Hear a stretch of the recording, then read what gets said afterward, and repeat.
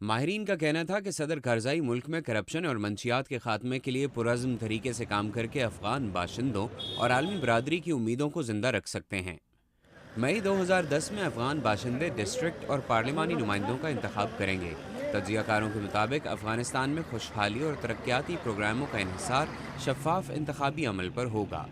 Electoral complaints commission کے grant کپن کہتے ہیں کہ 2009 میں جو ہوا وہ بہت اچھا نہ تھا، مگر انتخابات میں دھاندلی کو ختم کرنے کے لیے عالمی برادری بہت کچھ کر سکتی ہے، اور افغانستان میں بھی شفاف انتخابات کی خواہش موجود ہے۔ میرا خیال ہے کہ یہاں مختلف قسم کے مسائل ہیں۔ امیدواروں کو یہ معلوم ہونا چاہیے کہ ایک منتخب نمائندے کا کردار اور ذمہ داری کیا ہوتی ہے۔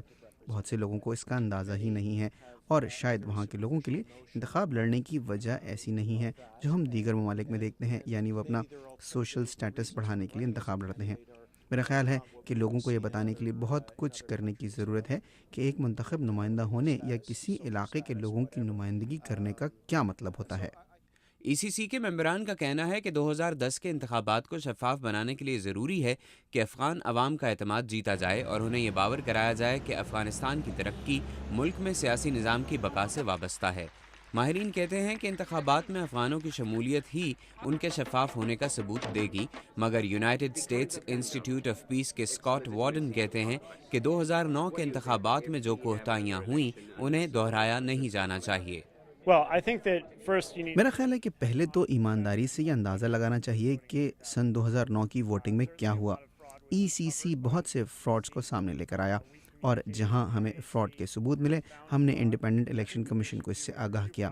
میرا خیال ہے کہ انہیں اسے دوبارہ دیکھنا چاہیے اور ان علاقوں میں جو لوگ ذمہ دار تھے انہیں بدل دیا جائے، اور لوگوں کو اس بارے میں آگاہ کیا جائے کہ کیا تبدیلی لائی گئی ہے تاکہ سن 2010 کا انتخابی عمل بہتر بنایا جا سکے۔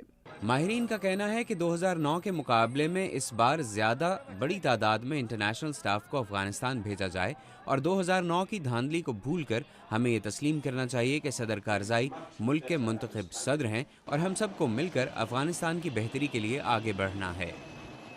محمد عاطف، اردو VOA، واشنگٹن۔